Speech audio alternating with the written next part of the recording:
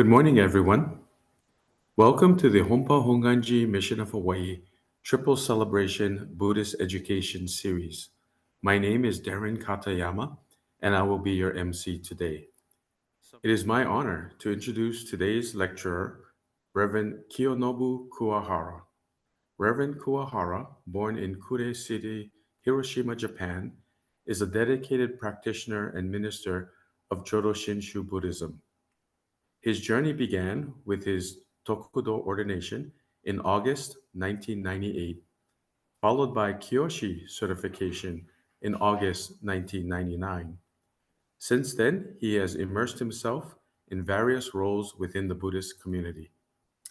As the supervising minister at the Buddhist Temple of Marin, Reverend Kuwahara shares the compassion and wisdom of Amida Buddha with his congregation.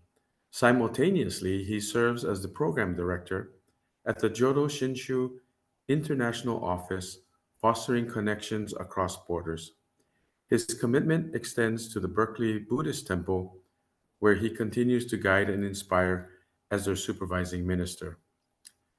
Reverend Kuwahara's academic pursuits include an MA in Jodo Shinshu Studies from the Institute of Buddhist Studies, an MA in Jodo Shinshu Studies from Ryukoku University, and a BA in English Education from Hiroshima University.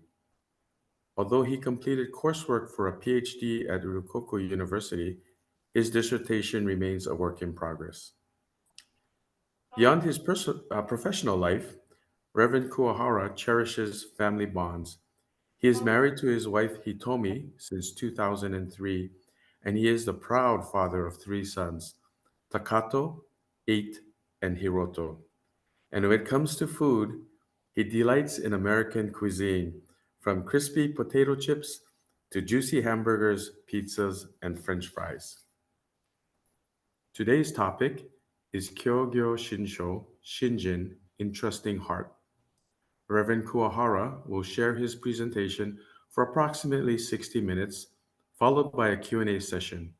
During the Q&A session, if you have any questions or comments, please put them into the chat. You can also do this during the lecture so you do not forget them. Without further ado, I would like to pass the mic to Reverend Kuwahara. Hi. Thank you, Dylan. Good morning, everyone. Aloha. Thank you, Dylan, for a wonderful introduction myself. So first of all, I'd like to extend deep gratitude to all of you here today to listen to the Dharma, and then also Bishop Umitani, and then President Dr. Tamamoto, and then Tomioka Sensei, Baba Sensei, Hojo Sensei, all those ministers who've supported this wonderful, important event. Arigatou gozaimasu. So looking at the poster of this lecture series, somehow I am, one of them. But I do my best to share the Shinran Shonin's teaching, Amida Buddha's wisdom and compassion today. So today I will use a PowerPoint presentation, and then also for your convenience, let me upload the first thing is my PowerPoint slide PDF format for your convenience. And then I've just uploaded another PDF file, which is a kind of brief handout, mainly quote from the Collected Works of Shinran, Volume 2, for your convenience, or even my convenience too.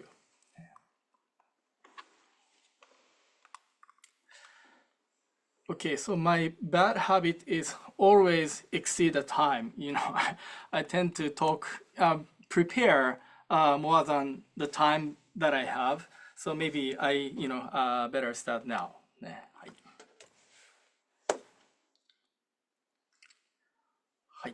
So we are part of Jodo Shinshu Buddhism, or sometimes called Shin Buddhism. which is the Japanese pure and Buddhist tradition. And then the founder is Venerable Shinran, or in Japanese, Shinran Shonin. He is the founder of our school. And then there is our mother temple in Kyoto, Hongwanji. It's a huge, huge temple.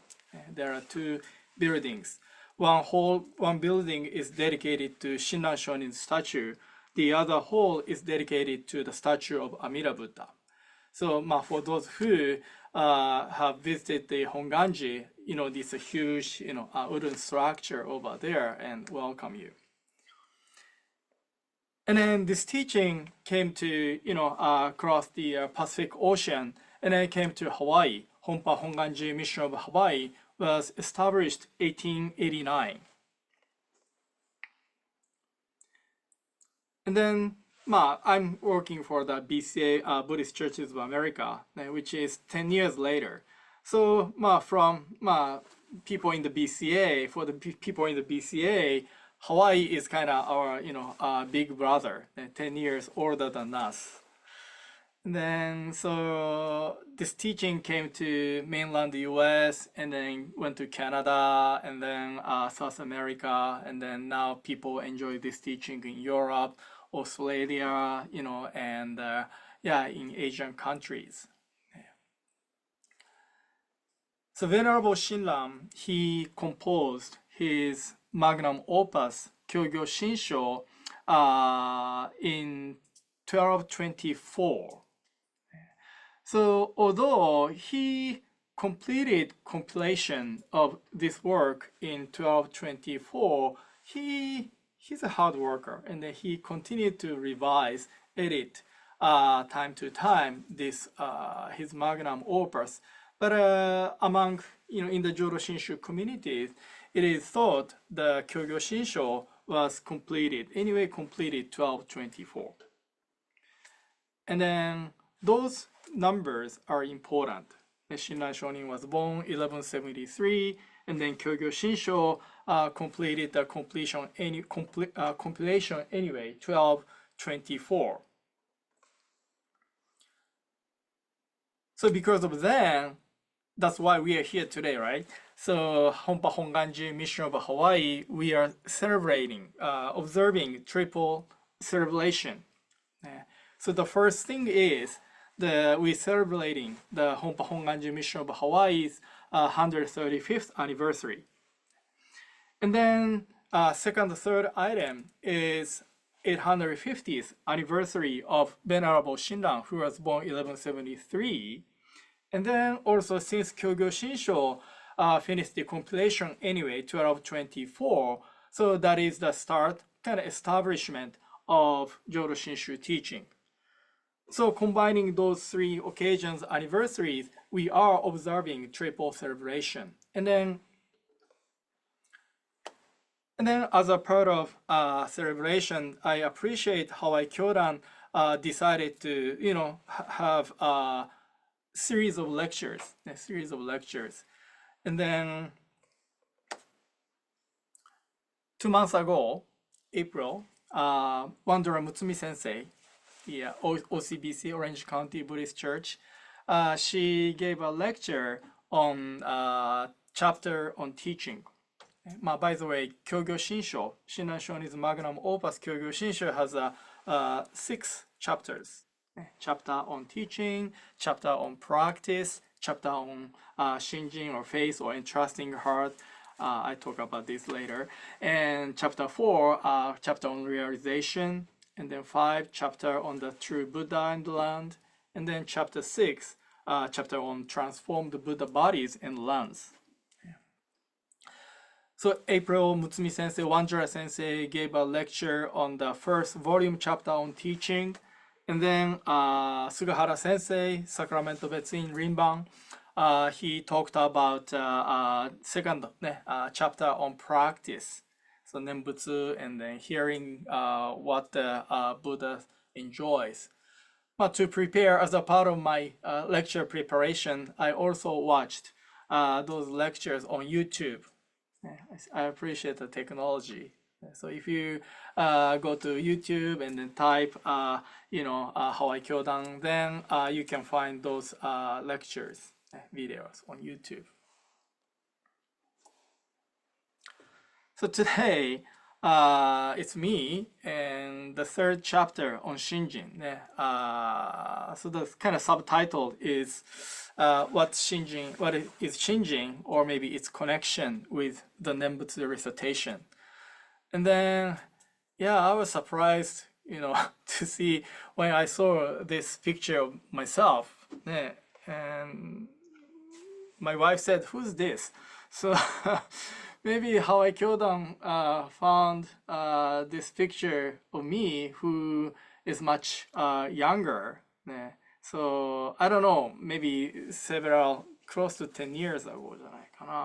Now I have shorter hair, but in this picture I have longer hair because of the COVID.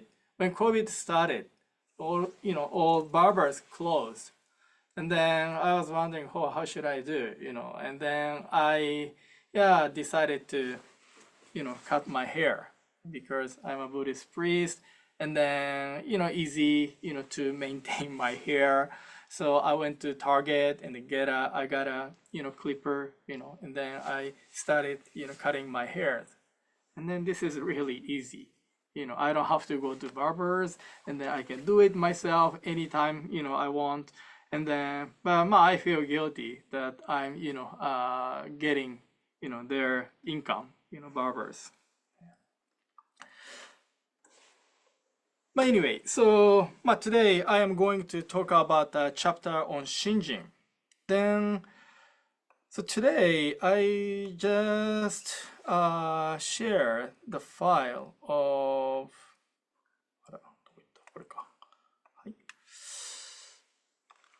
on the chat box. I posted this file. I think for some people, let me repost this file one more time.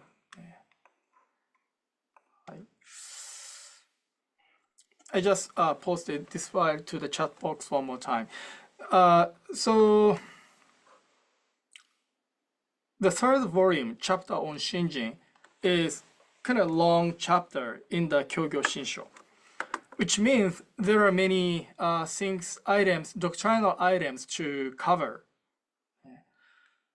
So this is from volume 2 of the collected works of Shinran. And then it has a table of contents.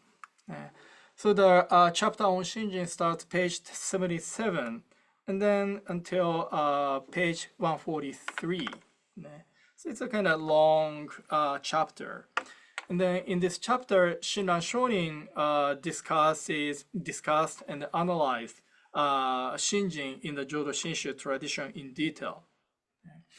And then I only have 60 minutes to talk about contents or items, doctrinal items in the chapter on Shinjin. And then I cannot cover everything. And then if you have any questions, please ask your sensei. Hi.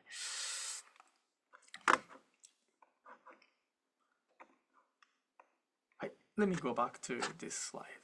So today I'm going to talk about the Shinjin. Couple focus is like what is Shinjin? And then connection with Namo Amida Butsu Nembutsu recitation. And then briefly talk about the life of Shinjin. Those are the kind of basic items that I'm going to cover in my lecture today.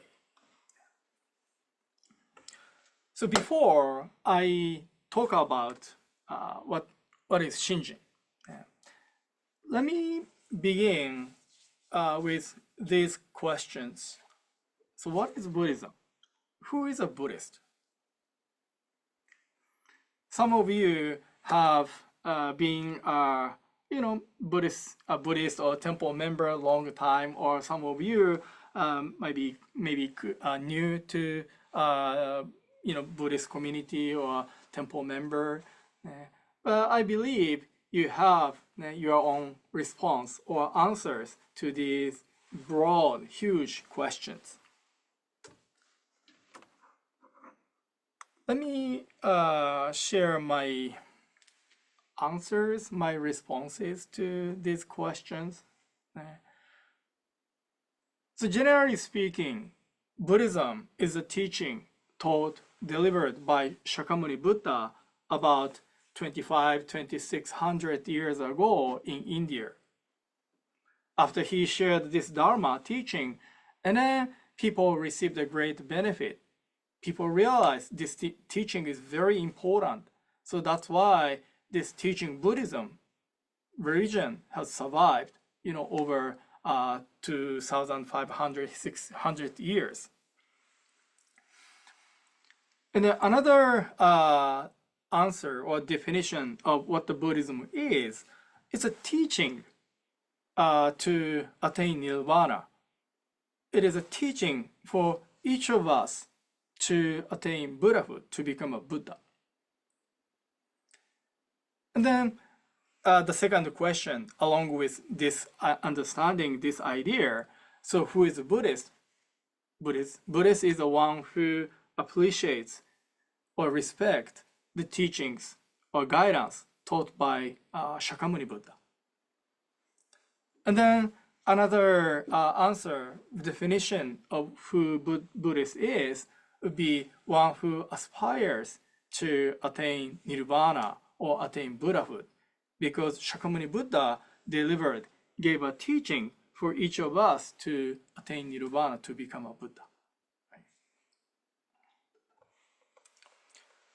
So I would like to point out Buddhism, Buddhist, to attain nirvana. So nirvana is kind of extinction of cause of suffering, kind of revelation from suffering, or completion, wisdom, and compassion. Right? Those are the goals, to be a Buddhist or of the teaching of Buddhism. Then I would say, so this is the ground. This is the context, framework of Buddhism. Right? I mean, so Jodo Shinshu is one of the many traditions of Buddhism, right? Speaking of Buddhism, there is Mahayana tradition, Theravada tradition, and then Vajrayana, Tibetan Buddhist tradition. And then within each yana, vehicles, there are many different schools. And then Jodo Shinshu is one of them. But, as long as Jodo Shinshu is under the big umbrella of Buddhism, so our goal is commonly to attain nirvana, to become a Buddha is our goal. And then in the Jodo Shinshu tradition, we talk about Shinjin, we talk about the Pure Land, Amida Buddha primal vow, and then other power, Nembutsu, so many doctrinal teachings here and there. And then when we try to understand or study what the Shinjin is, who is Amida Buddha? Where is the Pure Land? Right? When we discuss, consider, study all those Jodo Shinshu teaching, it is very important to study, deal with, handle those things within this context or framework, right? So in other words, Shinjin is for our attainment of nirvana. Amida Buddha is inseparable from our attainment of nirvana. Primal vow, other power, Pure Land, Nembutsu, everything in the Jodo Shinshu tradition, all those teaching is inseparable from my or your attainment of Buddhahood or nirvana, right? So in other words, when we try to understand, when we try to discuss Shinjin, Amida Buddha, primal vow, other power, out of the context, I mean, without paying attention to our attainment of nirvana, and try to discuss those things or try to understand those things, I'm sure you'll easily get lost, right? So as long as we try to understand all those teachings items, in inseparable connection with our attainment of nirvana, and then I'm sure you have a better or clearer understanding of what they are. So this is very important thing. And then, although today is a Shinjin, lecture, but this attitude, methodology kind of applies to whenever you study Jodo Shinshu teaching or even any Buddhist teachings, right? So today, the topic is Shinjin. And then question is, what is Shinjin? So under this big question of what is Shinjin, I am going to kind of itemize, kind of focus on different perspectives, approaches. The first thing is significance. What is the significance of Shinjin in the Jodo Shinshu tradition? So today, the quote I use basically all from a chapter on Shinjin. And Shinran Shonin wrote many, many different writings. And then we have a 7 masters writing, and then the 3 Pure Land Sutras, and many other, Mahayana Buddhist sutras. But I try to limit myself to quote, limit the quote for today's presentation, limited to the, just from the chapter on Shinjin. So looking into the chapter on Shinjin, maybe I found those words of Shinran Shonin, Venerable Shinran. Shinjin is a true cause of attaining great nirvana. The mind that is single, which is Shinjin, is a true cause of birth in the pure fulfilled land, which is Amida Buddha's pure land. Through this Shinjin practice, one will without fail transcend and realize great nirvana. All of those are kind of a direct quote from Shinran Shonin's words. Those are some other quotes from sutras, Buddhist sutras found in chapter on Shinjin. It is taught concerning the supreme perfect enlightenment that Shinjin is its cause from Nirvana Sutra. The person who hears this Dharma rejoices in Shinjin and is free from doubt, swiftly attains supreme enlightenment from Garland Sutra. Shinjin is the source of enlightenment. It unfolds the supreme enlightenment of Nirvana. This is another quote from Garland Sutra. So, from those quotes in chapter on Shinjin, we can tell what is the significance of Shinjin. In the tradition of Jodo Shinshu Buddhism, Shinjin is the true cause of our attainment of great nirvana, which is the goal, purpose of Buddhism. So that's why Shinjin in the Jodo Shinshu tradition is very, very important. Right? With Shinjin, we reach the goal of Buddhism, this religion.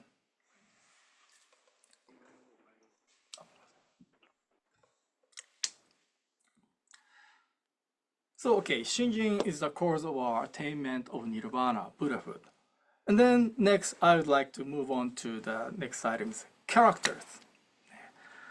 So today on the flyer, Entrusting Heart, and then but I'm using the word Shinjin, which is my Japanese word, and then I'm showing the 2 Chinese characters of Shinjin. So let me begin with the first Chinese character, Shin. So Chinese characters are a combination of a couple of different parts, and then that's how those letters, characters, make sense, meanings.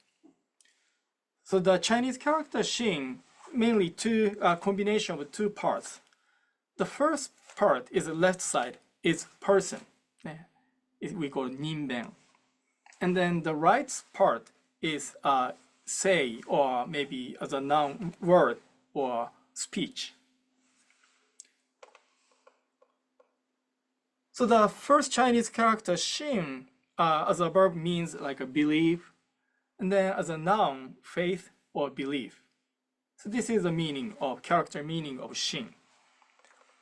And then the second Chinese character, Jin or Shin. So some Chinese character comes from the shape, or form. So this Shin Chinese character, it is said, comes from our heart, Shinzo, human heart. So the meaning is heart or mind. or sometimes in Japanese, kimochi. And then reading is jin or shin, sometimes kokoro, depending on the combination or context, has a different, this Chinese character has a different reading. So Shinjin is a combination of those two Chinese characters. Then now you can kind of build up some basic meaning of this word, Shinjin. Then how do we translate this Japanese word, Chinese characters, into English? So faith, belief, entrusting heart, awakening, awareness. There are many different translations of those words. By the way, at the bottom, I said Reverend Dr. Matsumoto's lecture in Shinjin.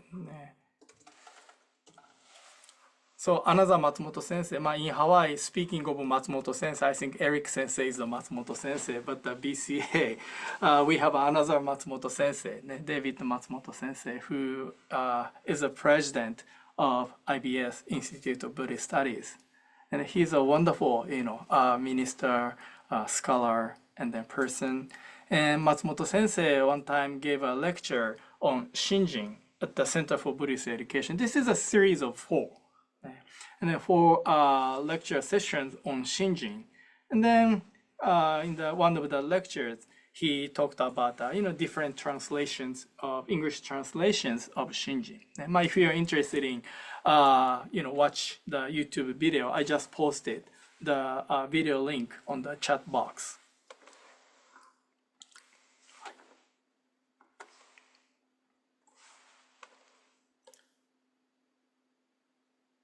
So depending on the context and meaning, Shinjin can be translated in different, words. But since we are part of the Nishi Hongwanji, Jodo Shinshu Hongwanji Heart tradition, so collected works of Shinran is Hongwanji's translation of Shinran Shonin's work. And then in that work, in the book's publication, Shinjin is basically translated as entrusting heart. But other, books translate like awakening or awareness. Some publication or scholars, they don't translate Shinjin or use as is, can just romanize Shinjin. Because translation is kind of difficult thing, like a loss in translation. So when we translate something into other language, sometimes we lose something. Sometimes we can add something. So, for example, faith. I think faith is a very general translation of this word, Shinjin. But some people say because, faith is so kind of, in a sense, a baggage word. I mean, this is U.S. is a country of Christianity. So when people, hear the word faith, and then their mind brain automatically connected or directed to kind of Christian context. And then, so that's why some people not happy with translating Shinjin as faith. So anyway, so maybe this is a another big topic, and then sometimes Miyaji Sensei, he's another speaker for this lecture series. Miyaji Sensei is a great translator, so you could ask this issue to him. So anyway, so those are some like a character introduction of Shinjin. And then let me move on to next item topic. What is Shinjin from scripture perspective? From the scripture, how do we define or interpret Shinjin in Jodo Shinshu tradition? So you see Amida Buddha's statue on the screen. And then Amida Buddha has because of compassion, Buddha's deep, deep compassion. I want to liberate all beings from the life of suffering in samsara. right? So according to Buddhist cosmology, we are sentient beings living in the six realms, which are the realm of suffering. Kind of continue, we need to continue deal with, all challenges, difficulties, headaches, anxiety, sufferings. So that's why because of that reality of our everyday life, this Buddha, from the heart of compassion, has a great aspiration to, liberate us from the life of suffering in samsara.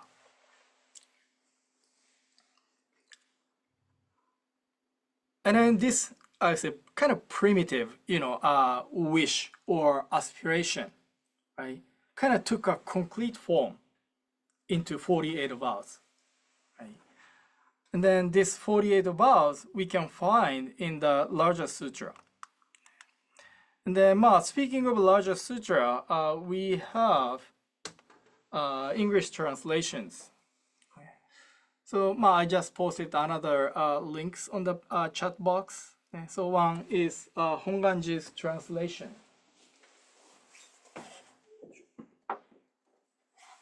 So this is Hongwanji's translation. And then another translation is BDK, Bukkyo Dendo Kyokai. They translate many Buddhist scriptures. And one of them is Three Pure and Sutras. You can buy the book for $30, or BDK is a true, Buddhist compassionate organization. They also make free, PDF, on the website. So if you go to this link, BDK translation, you can find a box like a free kind of copy of free PDF. So if you are interested in the story of Bodhisattva Dharmakara or Amida Buddha or teaching of larger sutra, you can get the book or download the larger sutra. You can read it. Go back to this slide. So Amida Buddha has a deep, big, great compassion to aspiration to embrace, liberate all beings from suffering, and that aspiration took a form, concrete form, into 48 vows. And then 48 vows was summarized into Juseige. At the Jodo Shinshu temple, many occasions we chant Juseige. Sometimes members say, "Sensei, please make a sutra chanting short." Juseige is fine.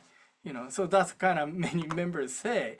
Yeah, it is. The Juseige is short, but the reason why Juseige is chanted frequently, often at the Jodo Shinshu temple, is not because it is short. Okay, not because it is short, because it is a summary of Buddha's, resolution or wish to guide, embrace us.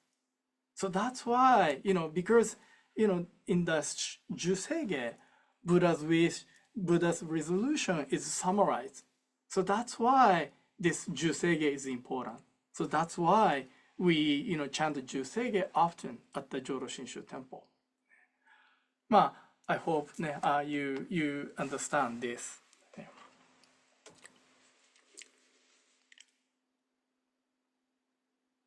So Amida Buddha put this wish, resolution, aspiration into 48 concrete, vows. And this is how I want to guide, beings in suffering. This is how I want to guide them. This is how I want to embrace, right? So that's how Amida Buddha or Bodhisattva Dharmakara, kind of listed all those 48 vows.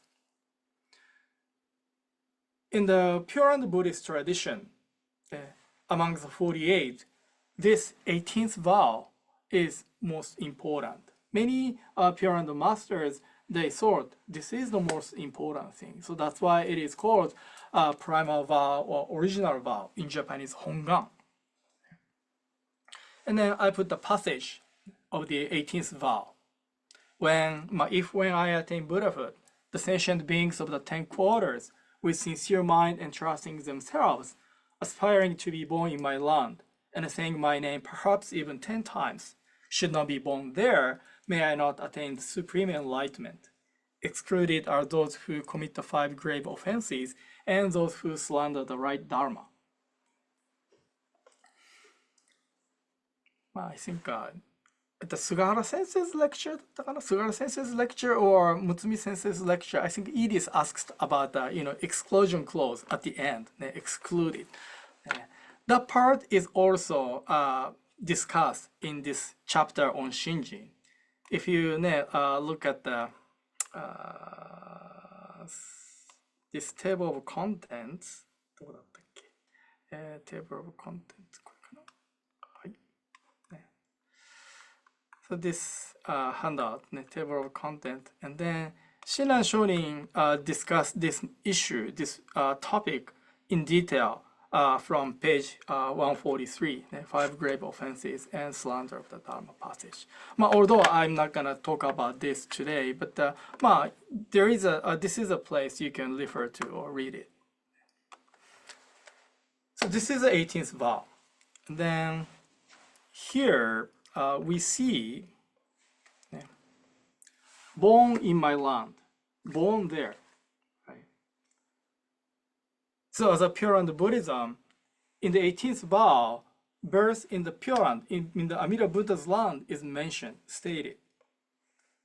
And then what does it mean? Since that sounds like a Christianity, sounds like a going to heaven. So as I mentioned at the beginning, the goal, the purpose of Buddhism is to be liberated from this samsara, life of suffering, and then reach the realm of nirvana or attain nirvana. That is the goal of Buddhism, this path. So this expression, birth in the Pure Land, the birth in Amida Buddha's Pure Land, is a kind of a symbolic expression, kind of rephrasing reaching the realm of nirvana in accordance with Pure Land Buddhist rhetoric.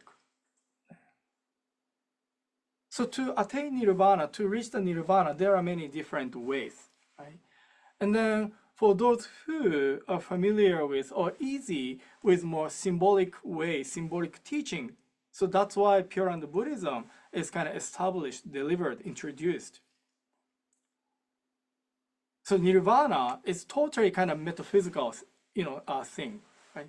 Totally beyond our human rationale or concept. So that's why to make it more accessible for us to easier to understand. So this Pure Land Buddhism utilize many symbols to introduce important teachings of Buddhism. So one characteristics of Pure Land Buddhism is so many symbols, right? So if we read the Amida Sutra, there are many kind of jewels or towers and trees, all those things. But I would say, so Pure Land Buddhism, it's kind of challenging teaching. I know, sometimes Jodo Shinshu is described the easy path, but the Pure Land Buddhism, I would say, kind of challenging teaching Buddhism, Buddhist path, because we need to go beyond all those symbols, right? We shouldn't get stuck with the surface of the teaching, right? So all those symbols are manifestation or kind of revelation of truth or suchness, nirvana. They took a form for a better understanding. In other words, our task, responsibility is go beyond or go deep inside all those symbols and then discover, encounter the true essence within all those symbols, right? So in that sense, Pure Land teaching is kind of challenging. We are required to go deep or go beyond all those forms. Yeah. But I say that is a kind of interesting part of Pure Land Buddhism too, right? Go deep inside of those symbols. And then we need to discover, figure out what is the true essence, what Buddha or Buddha Dharma wants to say, wants to convey to us, utilizing those symbols. That part is very interesting to me. But anyway, so in the 18th vow, right, talks about the birth in the Pure Land, which is attainment of nirvana. And then the question is how? In this 18th vow, we can find a couple items. The first is saying the name, which is a very clear, practice. This is how you attain birth in the Pure Land, saying the name, reciting Namo Amida Butsu. And then also sincere mind, entrusting heart or entrustment, and then aspiration. There are three things. So they are kind of sort of our state of mind when we recite the Nembutsu. Right? So those states of our mind and then Nembutsu practice, that's how we can attain birth in the Pure Land. That's how we can reach the realm of nirvana. So this is what is taught in the 18th vow. And this, three states of our mind, they are so-called Shinjin. Shinging.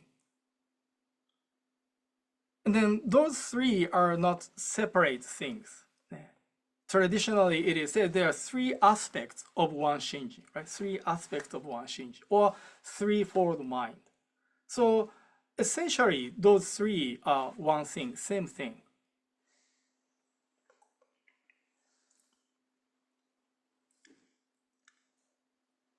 So in the 18th vow, larger sutra, there are three minds mentioned.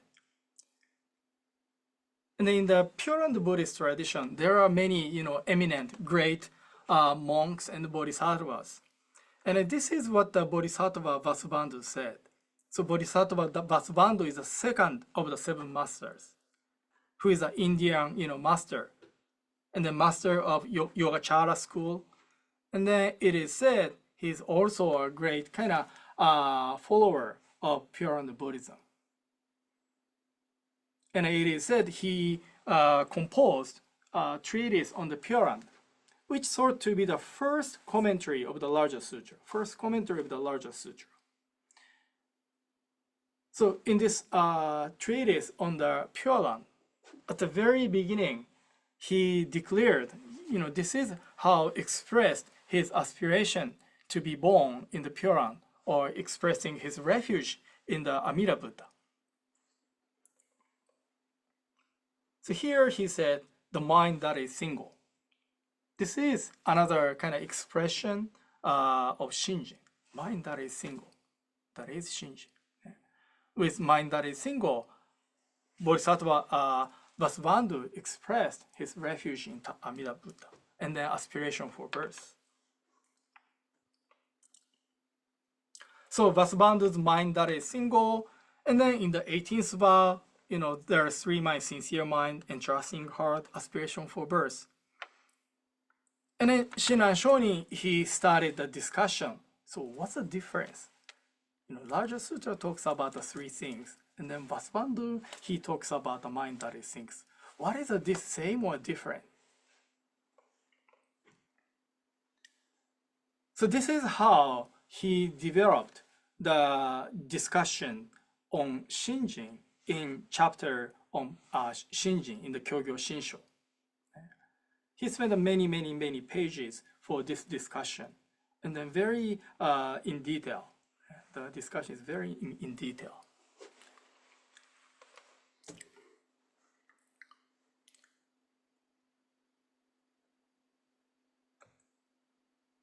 So let me, pick some essence points of his discussion in this, question and answer.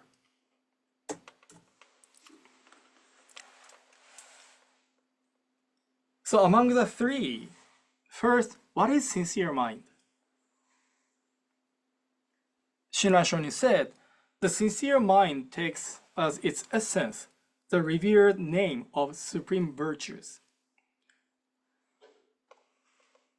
The second heart, the second item, the entrusting heart, the essence of entrusting is the sincere mind of Amida's benefiting others and directing virtues. So now you see the connection, right? Because of sincere mind, the entrusting heart emerges. they are inseparable. About the aspiration for birth, he says, true and real entrusting is the essence of aspiration for birth. So this aspiration is grounded based upon entrusting.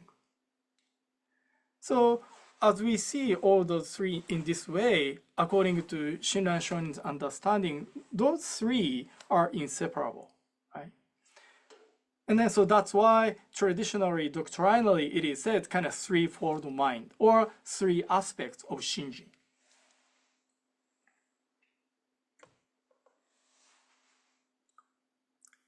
And then how do we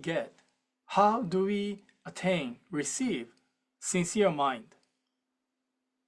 Here, Shinran Shonin said, as its essence, so the revealed name of supreme virtues, Namo Amida Butsu, 6 Chinese character phrase Namo Amida Butsu, is the essence of sincere mind.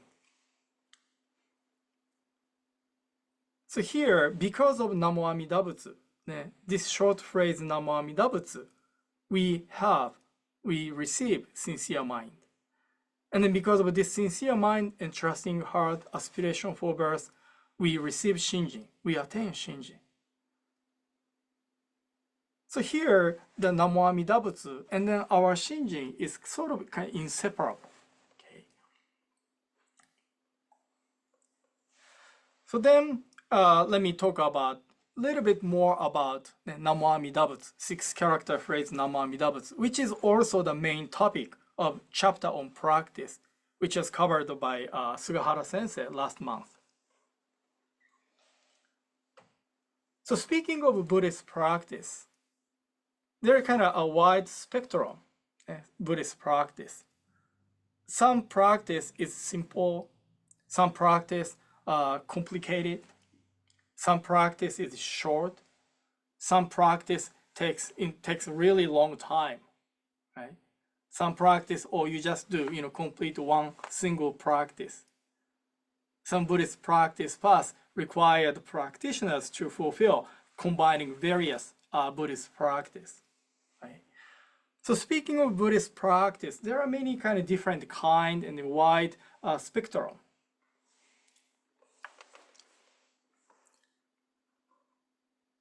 Then, when we think about Buddhist practice this way, okay, so short, simple, single practice, because of simplicity, because of shortness, because of singularity. So that's why less conditions to fulfill those practices.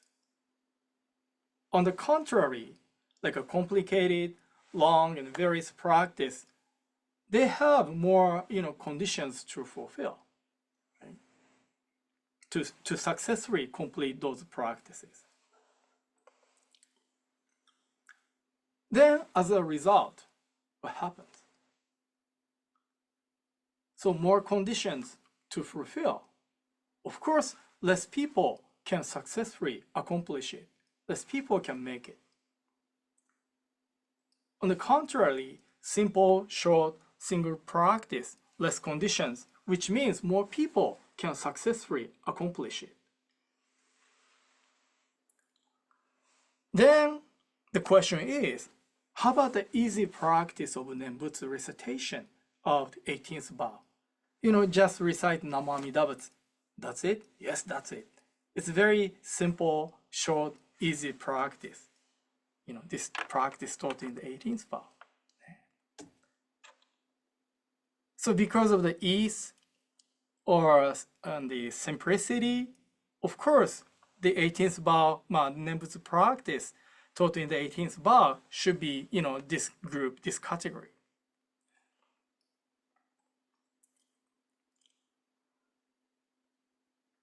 But as I said, Pure Land Buddhism, we need to go deeper, right?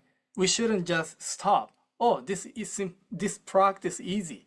This practice is simple. We shouldn't stop there. We should go beyond, go deeper.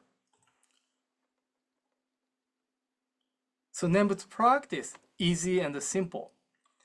But what we have to do is we need to discover deep, deep Amida Buddha's compassion to embrace, to accept, guide all sentient beings, right? Because of this ease, simplicity can accommodate all beings, right? So we need to discover or encounter this Amida Buddha's deep compassion to embrace universally, inclusively, embrace all beings, accept all beings. That is the point of this easy and simple practice.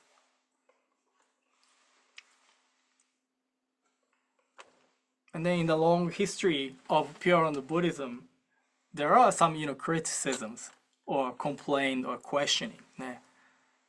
So this practice, especially compared with other Buddhist practices, so easy, so simple.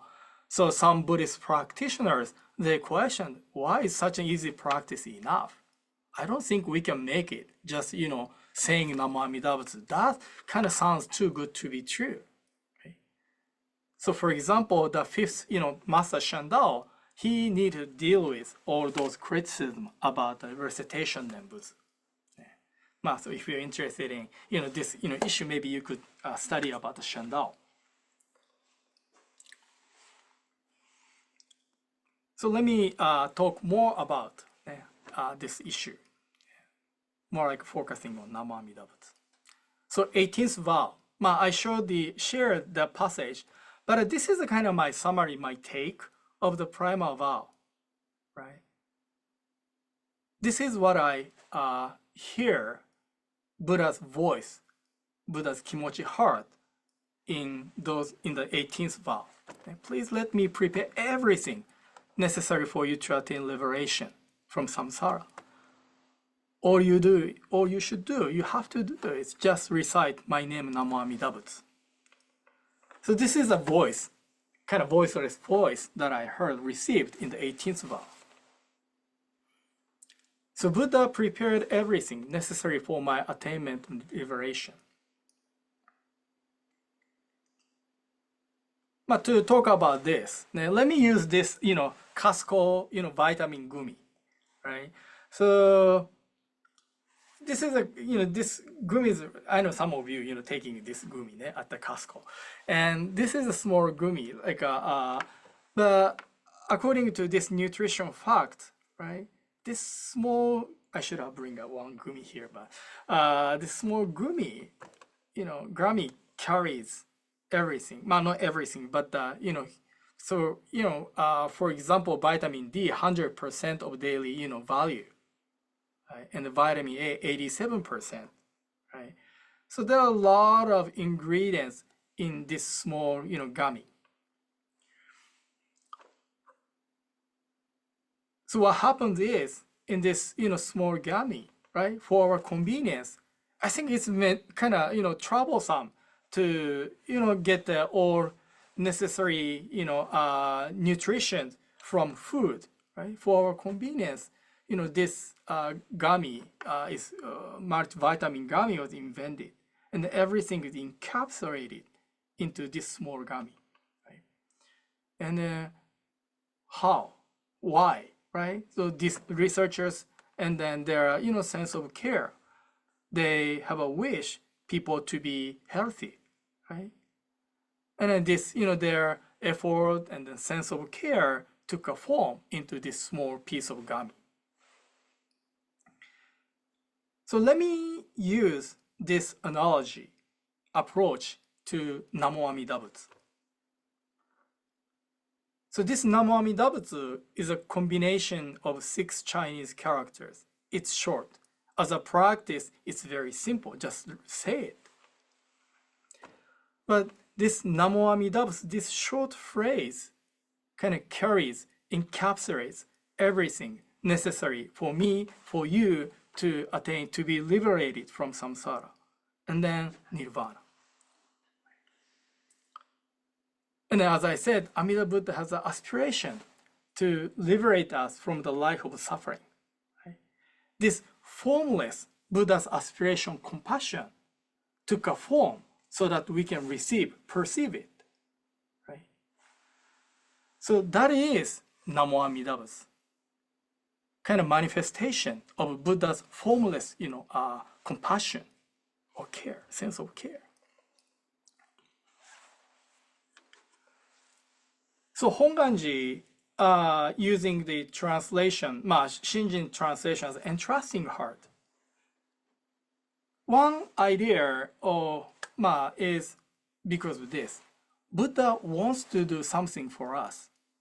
And then we just entrust ourselves to Buddha's coordination, Buddha's care, Buddha's preparation, Buddha's compassion.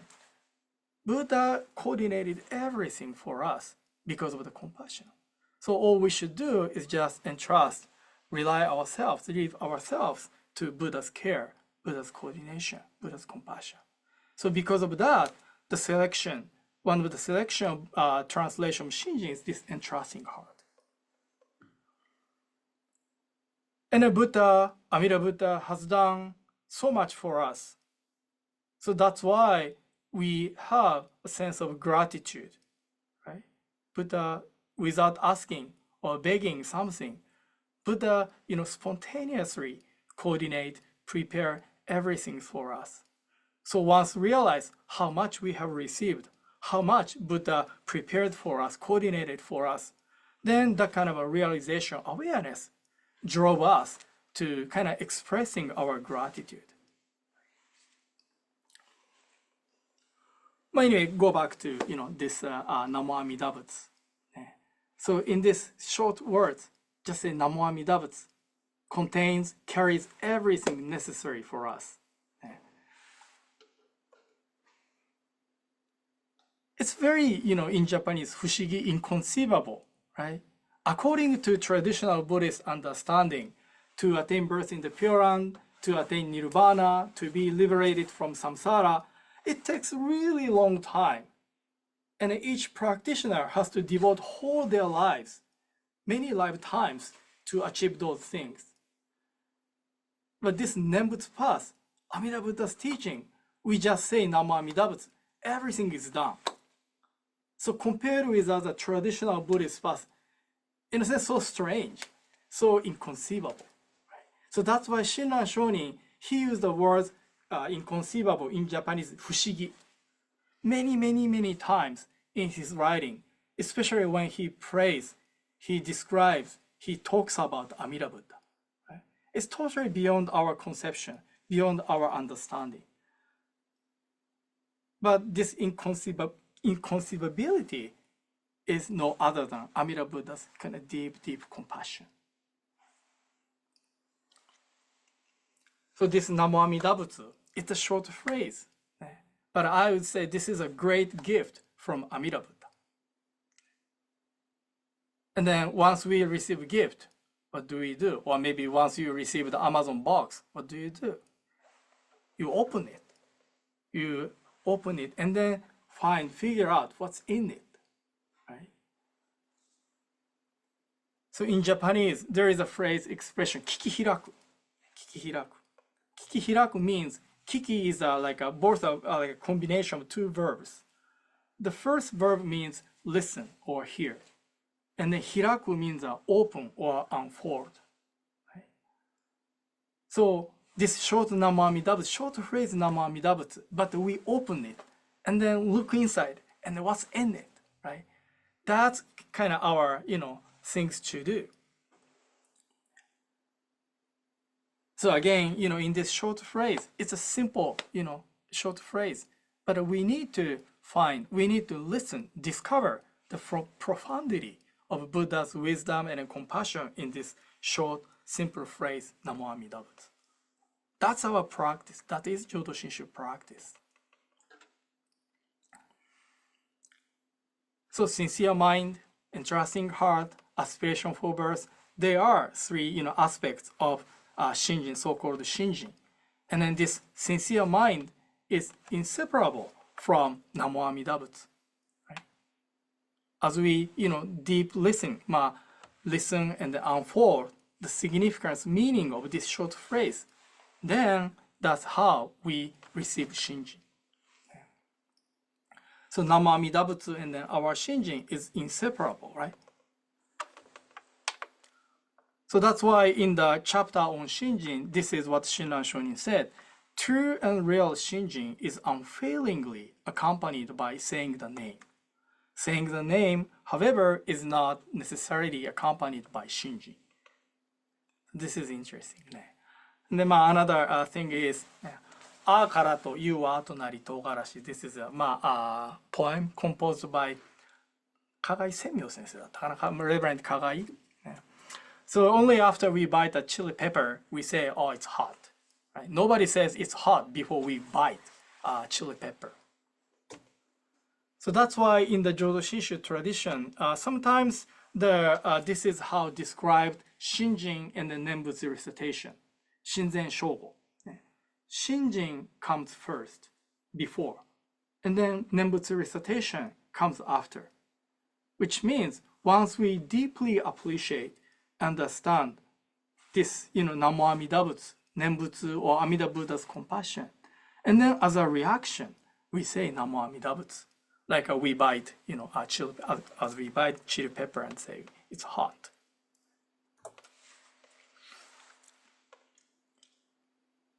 Then let me continue. Then how to attain Shinjin.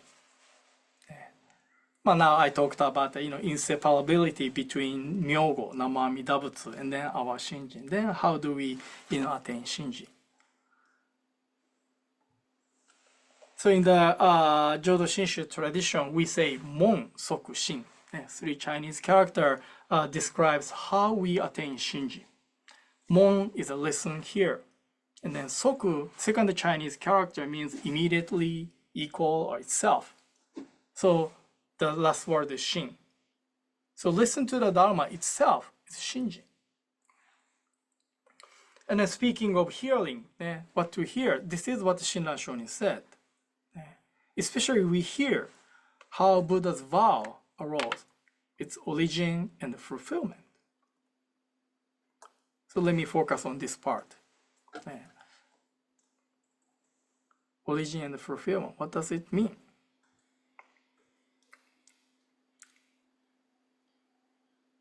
So how did Amida Buddha establish the vow or 48 vows? There should be origin, reason, cause. Right? The origin, the cause of Buddha's vow is me, or each of you who suffer or have hard time in this samsara. Because of that reality, Buddha decided to establish the vow. And then supported or based on that compassion to embrace, guide, liberate all beings from suffering. This Buddha dedicated whole life to the practice, accumulated virtue, and then achieved the power, and then established the Nembutsu vow with the fulfillment of the vow. So those are the stories behind Amida Buddha. So because of, Shandao, the fifth of the seven masters, describe those Amida Buddha's activity, right? So one thing is, the reality of us, because we are kind of foolish beings or unenlightened beings caught in the birth and death samsara for many karpas. And then because of us, Amida Buddha established a vow to liberate us from suffering. So Shandao said those are the 2 aspects of deep mind. So this is one way to describe or explain Shinjin or how Shinjin should be. And then those 2 have to be kind of balanced, right? If only the first thing and then missing the second, maybe we kind of depressed, right? So it sounds very negative. And then on the other hand, if we miss the first one and then just enjoy Amida Buddha's salvific work, maybe very optimistic, totally losing self-reflection. So Shinjin in the Jodo Shinshu tradition have to have those kind of 2 in balance.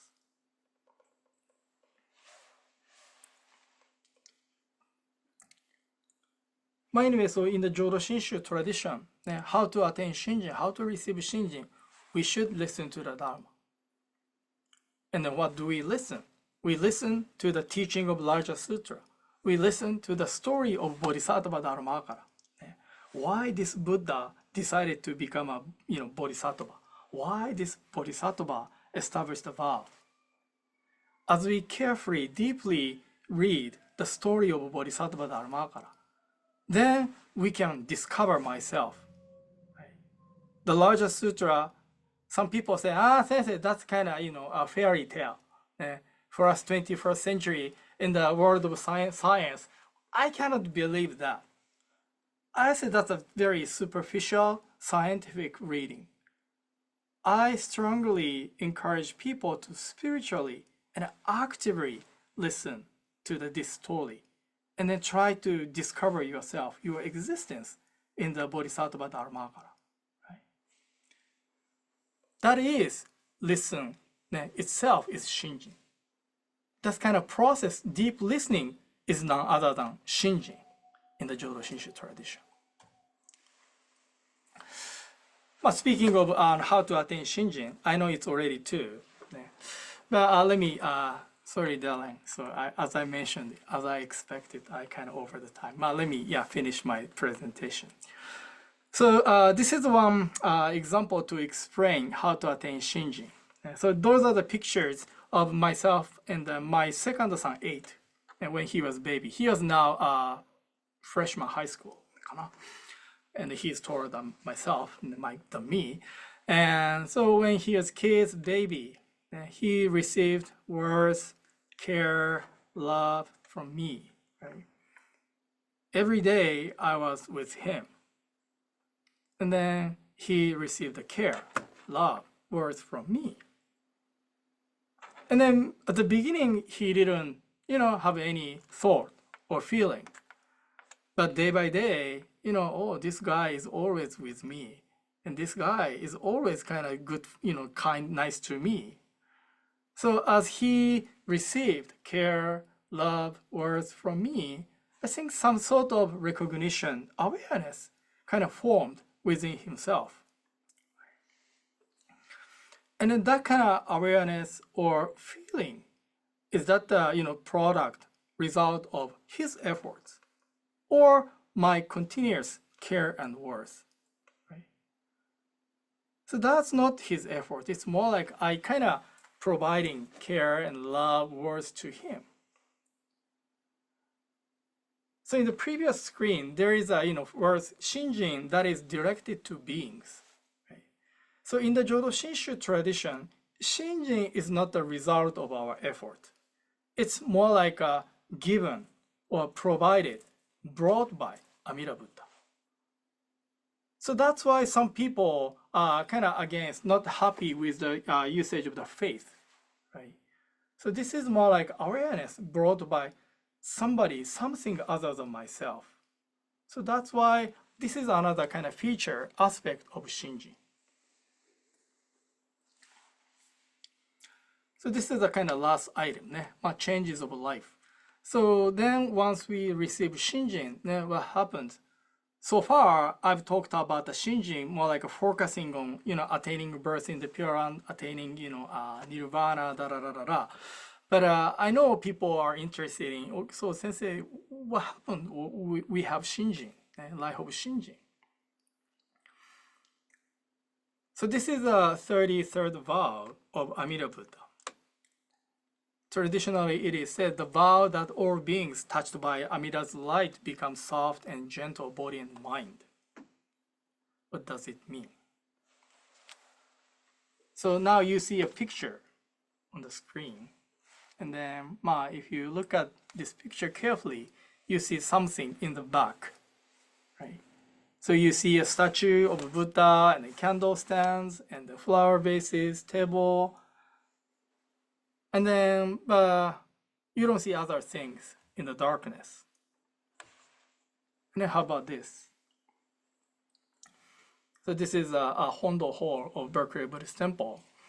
So now you see more things, right? This is a previous one. Now you see more things. Why? This is because of light, right? I put the camera same spot. One picture took without light, one picture took with lights, right? Because of the light, we humans can see more things. So let me use this like a spiritual way. Buddha's light, Amida Buddha's light. So Buddha's light dispels the darkness and then, or breaks the darkness, and then enables us to spiritually see more things. What does it mean? So Buddha's light is none other than teaching or wisdom, guidance. Right? But when we deeply listen to or receive Buddha's guidance, teaching, what happens? We can realize, we can become aware of our darkness, which is our ignorance, self-centered views, which are the cause of all troubles, sufferings, difficulties. I suffer myself, and I give trouble to other people because of my darkness.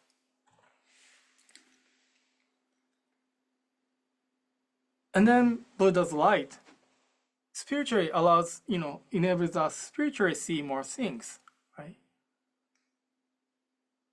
Once we see more things spiritually, that means probably, maybe, brings better discernment, or maybe different choice of actions.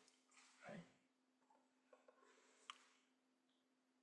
So the 33rd vow, so once we are touched by the light of Buddha, once we kind of receive the Shinjin, maybe we could have more thoughtfulness, or we could have acceptance of other people or different opinions, or we could have more forgiveness to other people, especially when they make mistakes, or we could have more kindness to others, or maybe by knowing we are perfectly imperfect, we could be more responsible for what we are doing in everyday life.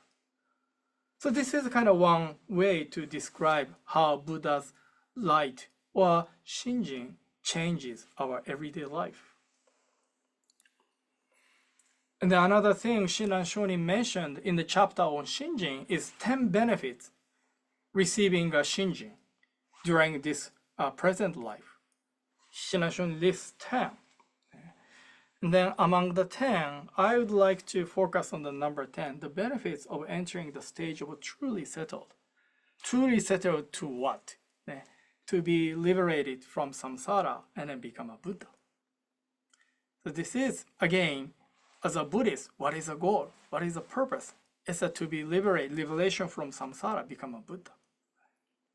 And then more practically speaking, this is the kind of issue for our death. Right? For many people, death is a kind of big deal, big problem issue. What happens when I die? Or what happens when our loved one dies? I think our life is a kind of time to think about or develop, the way how, we deal with, accept those separation or end of our life. So this teaching tells us death is not the end of everything. Death is a kind of start of a new life as a Buddha. And then as a Buddha, we return to this world and then guide others. And then this is a PR for the next session. And July 20th, Henry Adams Sensei will talk about this topic more in detail. So please do join the Henry Sensei's session. But anyway, so this is my last quote passage. And those who encounter the power of primal vow, no one has passes by in vain. They are filled with virtues of a treacherous ocean. Defiled waters, blind passions are no longer obstacles. So once we truly encounter primal vow, receive the Shinjin, and then no one passes by in vain this life, we can spiritually fulfill life with the guidance of Amida Buddha, or with Amida Buddha's wisdom and compassion. So that is the life of Shinjin. ごめんなさい, I'm so sorry. I know it's already 15 minutes over. So, Darren-san, I'd like to, return the microphone back to you. Thank you, Reverend Kuwahara. If it's okay with you, maybe since we went a little bit over, we pass on the break and we go straight into questions? Yes. Okay. If that's the case, if anyone new out there has any questions, please enter it into the chat and I can read that. While we're waiting for more questions, thank you, Reverend Kuwahara, about the Nembutsu. Just a commentary. I still struggle to have that sincere Namo Amida Butsu. And I think of it like when I took judo in Kiai. Mhm. In the beginning, you just say it because everyone does it. But eventually, over time, the Kiai comes naturally, like a natural expression. I'm still not there yet, but I thank you for your explanation that at least there is hope for me. Yeah.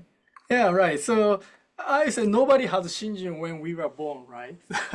So nobody is perfect. So that's why we have a life. This is a process in a sense to encounter like a three treasures. We are born in this human world. And then for what? From religious, spiritual perspective of Buddhism, this life is to encounter the Buddha Dharma. And then encountering the Dharma, among them, we should encounter Amida Buddha's wisdom and compassion. And then even if we encounter Amida Buddha, but it's really difficult to attain Shinjin, receive Shinjin. Maybe that's because of our heart. We are kind of our, blind passions blocks ourselves. There could be an obstacle for us to truly appreciate, receive the Buddha's, light. So that's why I'm showing the Disney 8 and myself picture. Yeah. So kids, when babies, like every day, day by day, as they receive kindness, care, love from parents, that's how they kind of form, build special feeling to his or her parents. And then not only one day, it's 1 year, 2 years, 3 years, and then one day, kids say, mom or dad, or in Japanese, to-chan, ka-chan. The first utterance of calling parents, I'd say kind of result of parents' care, love, worth, everything in the past. But that kind of a first utterance of dad, mom, never comes only one day or not quick thing, right?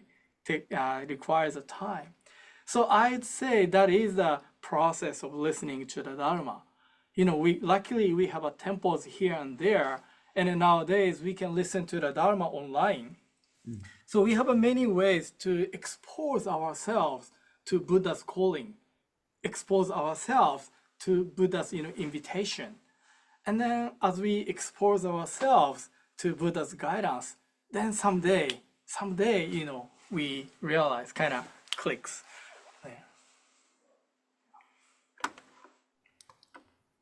To any of the other participants, any questions?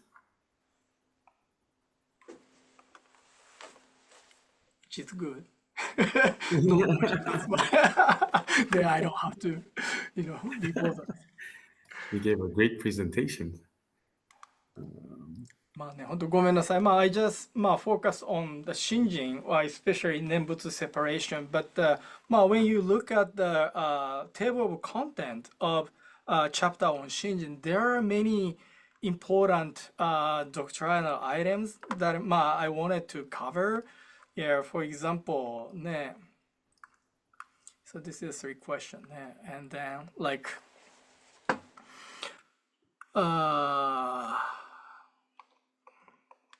so this is cutting off 4 currents. So this is Shinran Shonin's kind of categorizing, Buddhist teachings into 4. And then what is the feature character of Jodo Shinshu Buddhism compared with other Buddhist teachings?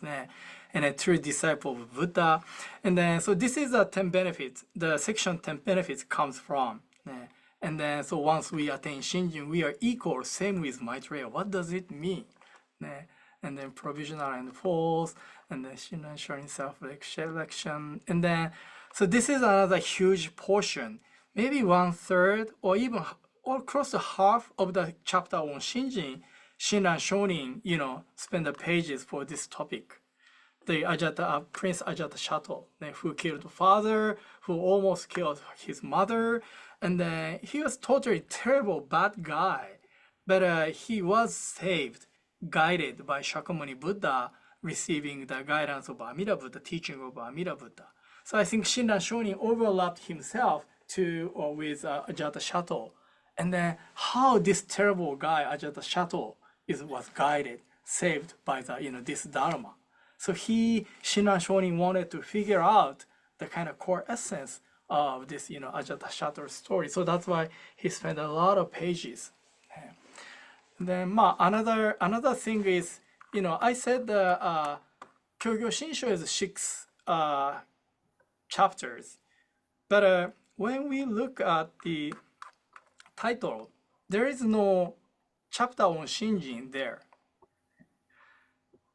So this slide today I didn't use, although I made this slide, but I didn't use. So this is a full title of Kyogyoshinsho, Ken Jodo Shinshu Kyogyosho Monri. I think Mutsumi Wanderer Sensei talked a little bit about this in her lecture.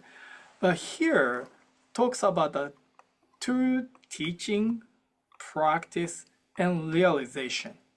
So there is no word of Shin in the book title, but there is one chapter, one volume focusing on Shinjin.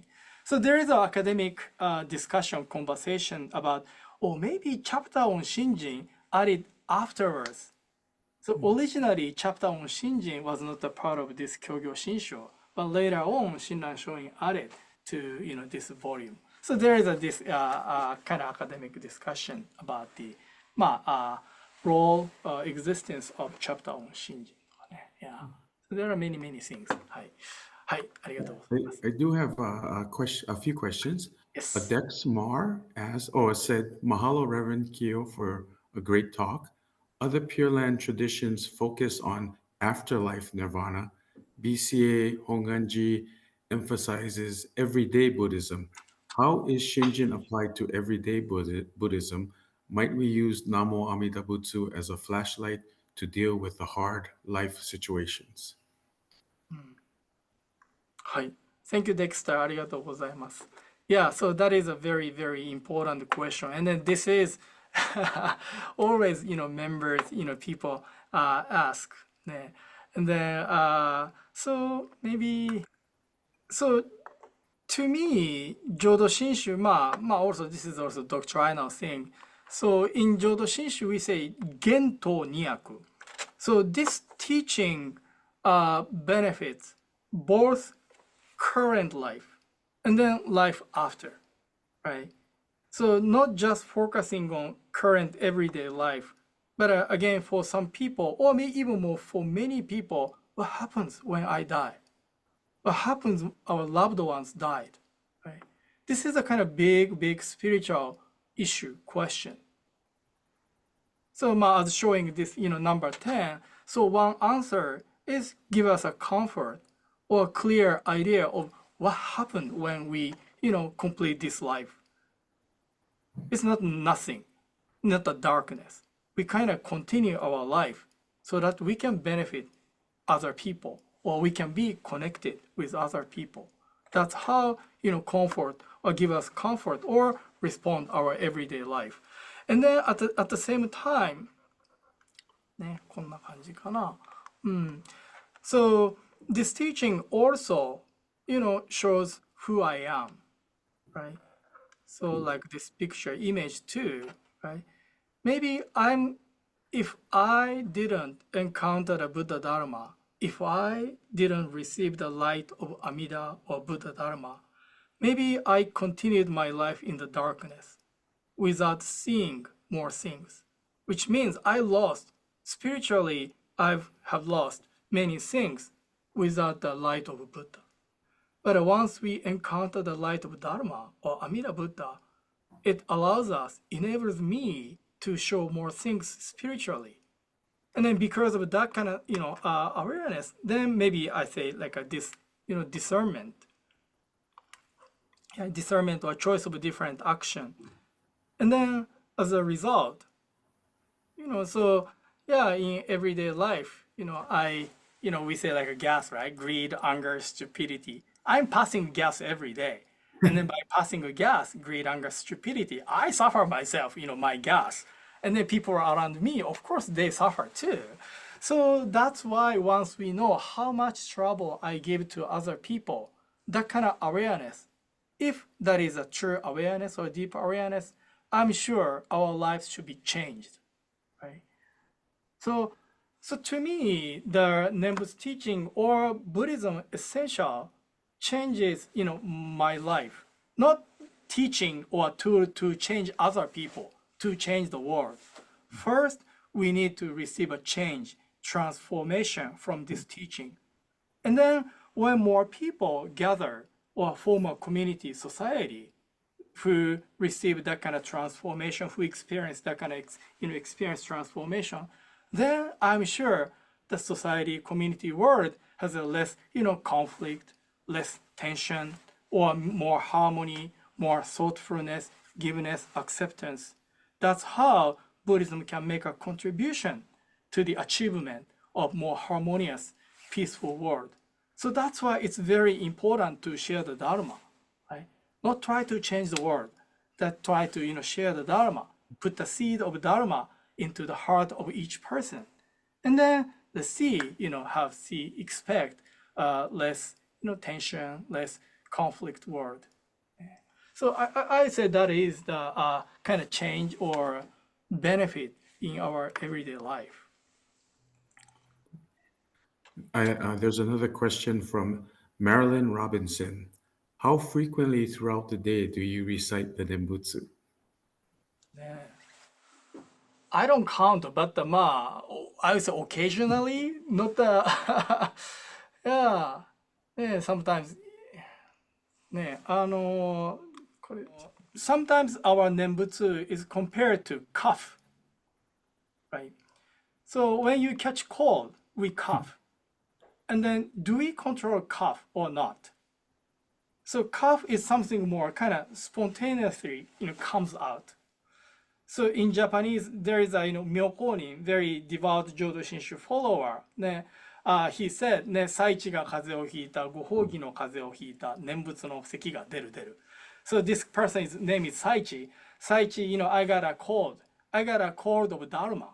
The cough of Nembutsu comes out, right? So it's not something, of course we can control our, Nembutsu at the Sunday service. Please put your hands together in Gasho Nama Amidabutsu. That's how, we are kind of directed to say Nama Amidabutsu. But, Nama Amidabutsu in our everyday life is something more spontaneous, natural, right? So that's why I would say kind of, how many times, I recite on Nembutsu, I don't know, but not at zero. Yeah. There's a question from David Atchison. Thank you very much, Kuwahara Sensei. You spoke about the importance of symbolism to help convey concepts like birth in the Pure Land. Are even the concepts of Amida's aspiration, vows, coordination, care symbols in a way? We can't help but try to understand these through a human lens.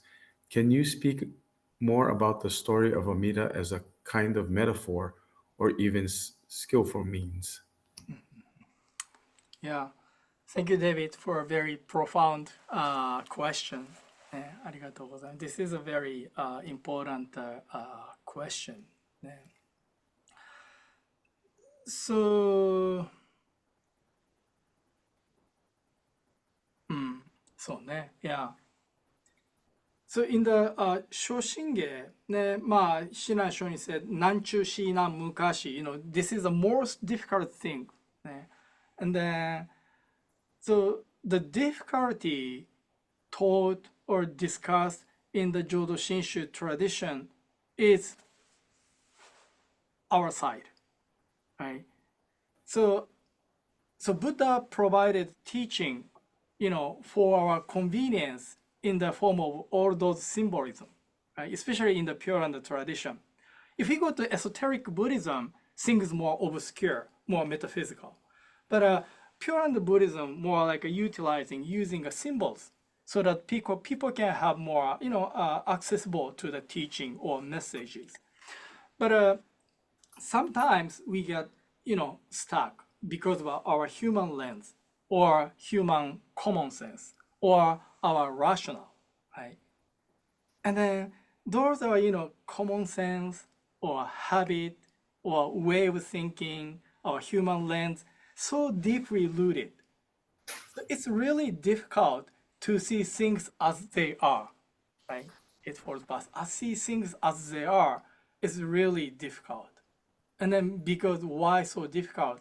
Because of my own kind of attachment, way of thinking, kind of which are so deeply rooted into our psyche or mind. So to truly encounter the meaning, essence of, Pure Land teaching or Buddha's voiceless voice, we need to go beyond all those obstacles which are created, by ourselves. So in the sense, Jodo Shinshu practice is a kind of fight, kind of struggle with myself, right? To receive the teaching as they are, although they are blocked or obstacled my own, narrow view or blind passions. So that's why we need to receive the light, so that the kind of darkness, to be, dispersed with the working light of Dharma. Okay, we have one last question Yes. from Boyd. Oops, that fell off my screen. I think it was Boyd Muramoto. He says, slide 39, please elaborate on item number 1. はい。アイテムナンバー1。ちょっと待ってね。So Void, is this the one you're talking about, the benefit of being protected and sustained by unseen powers? Yes. Okay. And then now you're on microphone. So can you kind of elaborate or talk about your question? Oh, yeah. How you realize that I don't know what they mean by being protected and sustained by unseen powers. I thought like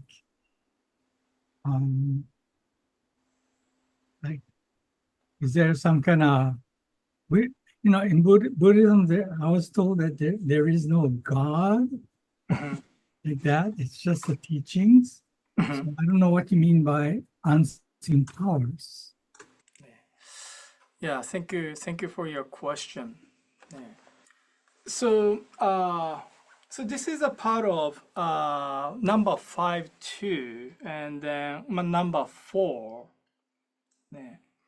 So this is a Shinran Shonin's sort of cosmology or understanding. Yeah. So Buddha is the manifestation of truth itself, right? Took a concrete form.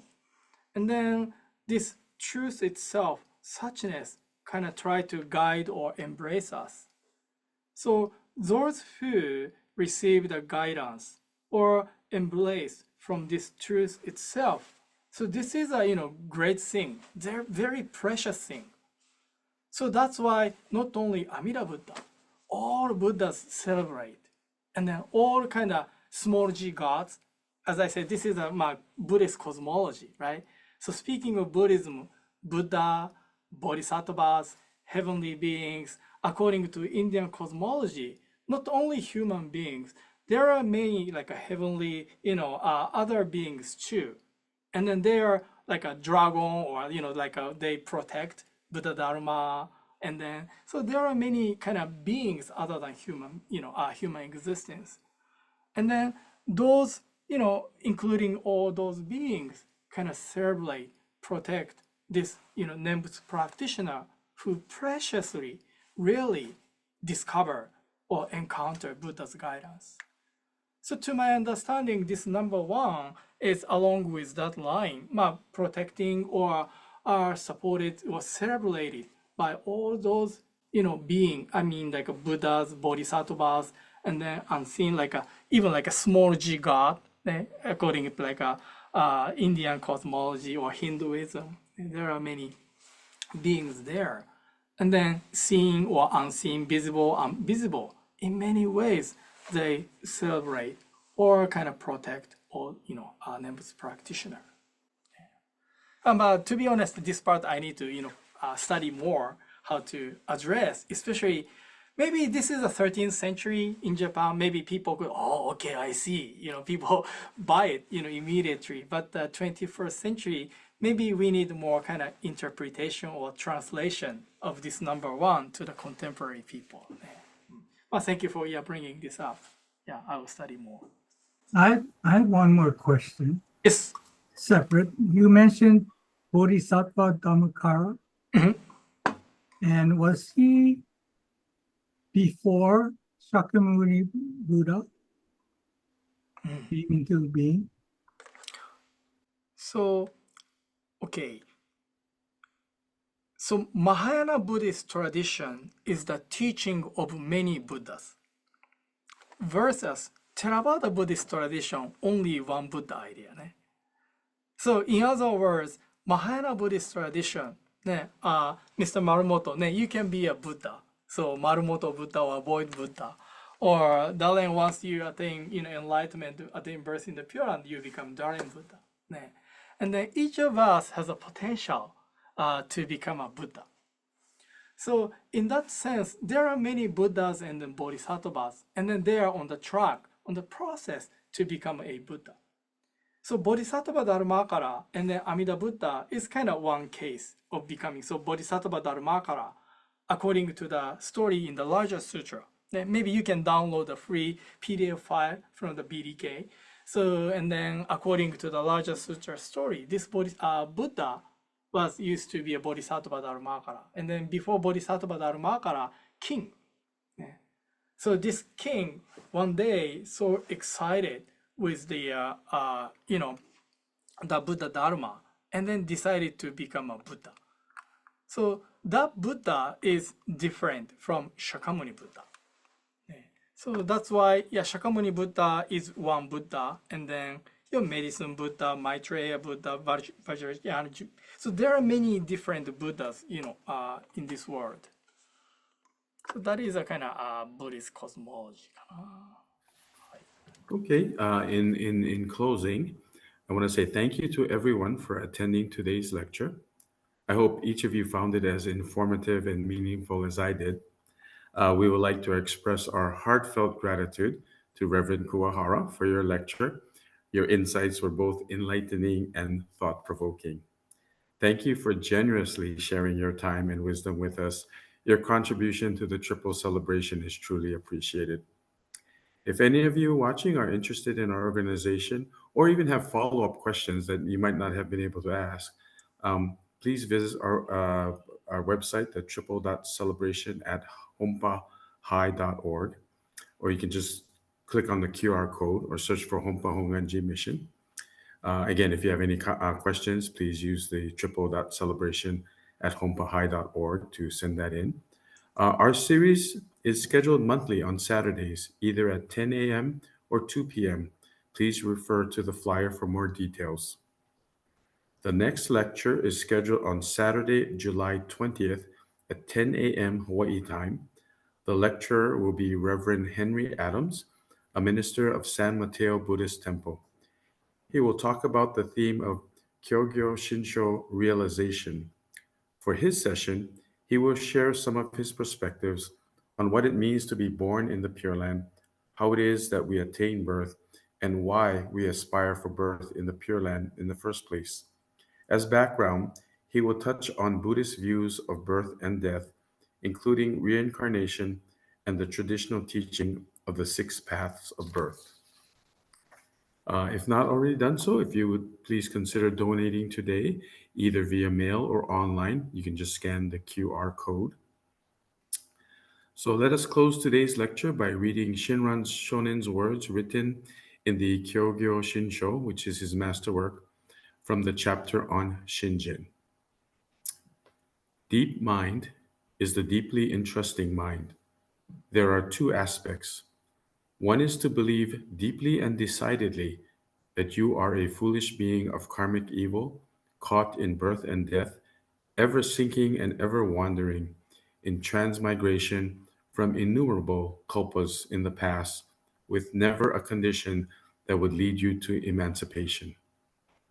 The second is to believe deeply and decidedly that Amida Buddha's 48 vows grasp sentient beings, and that allowing yourself to be carried by the power of the vow without any doubt or apprehension, you will attain birth.